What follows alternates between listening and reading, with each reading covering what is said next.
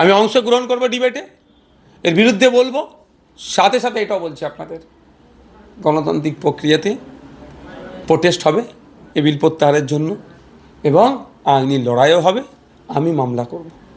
Uniform civil কোডের নামে বিল আসছে, যে বিলে ওরা দেখাতে চাইছে এক দেশ এক আইন করা হবে বলে অনেক গল্প শোনাচ্ছে, মহিলাদের অধিকারের কথা বলেছে, অনেক গল্প শোনাচ্ছে। প্রথমত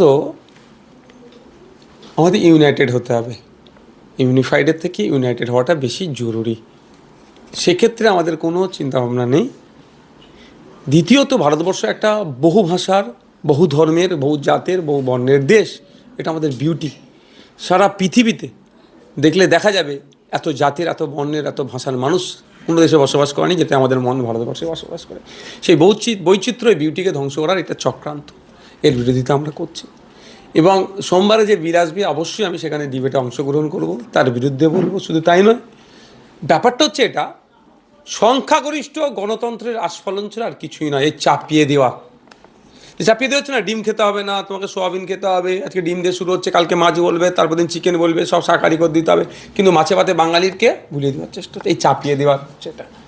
আর একটা কারণ হচ্ছে বিজেপি সরকার 2 মাস হয়েছে, 2 মাসের মধ্যে সরকার কতটা চালাতে পারছে, কতটা ফেলিওর হচ্ছে আপনারা ভালো করে জানেন, সাধারণ মানুষও।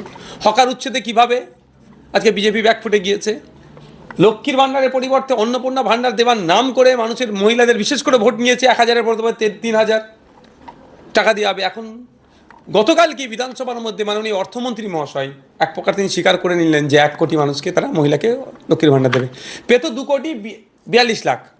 আমি মানছি 2,42,00,000 মধ্যে একটা অংশ দুর্নীতি হয়েছে, হ্যাঁ আমি বিধানসভার মধ্যেও বলেছি তৃণমূল দুর্নীতি করেছে, ছেলেদের নাম ঢুকিয়ে দিয়েছে, কিন্তু বাকি মহিলারা কি দোষ করলো? এরা 1 কোটি মহিলাকে দেবে টার্গেট, কারণ এবারে 36,000 কোটি টাকা প্রজেক্ট রেখেছে।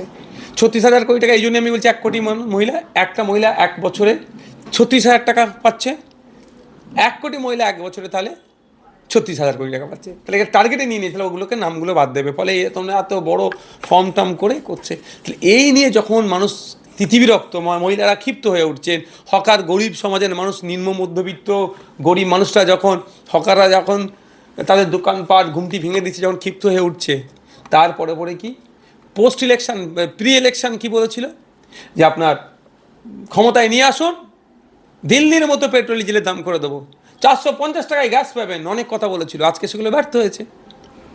বিদ্যুৎ 200 ইউনিটের কথা বলেছিল, উল্টে বিদ্যুতের দাম বেড়ে যাওয়া শুনছি বেড়ে যাবে। যে প্রতিশ্রুতিগুলো দিয়েছিল সেগুলো পূরণে ব্যর্থ তো হচ্ছেই, সেই প্রতিশ্রুতিগুলোকে আর নতুন করে তারা রিকলও করছে না। এই সময় তাহলে কি করতে হবে? মুসলমানদের বিরুদ্ধে কিছু বলো, মুসলমানকে কিছু বলো, তাহলে এটাই মুসলমানকে বলাটাকে এরা উন্নয়ন বলে চালাবে, মুসলমানকে বলাটা এরা কি করবে? প্রতিশ্রুতি পূরণ বলে চালাবে। এর থেকে বাইরে কিছু নাই।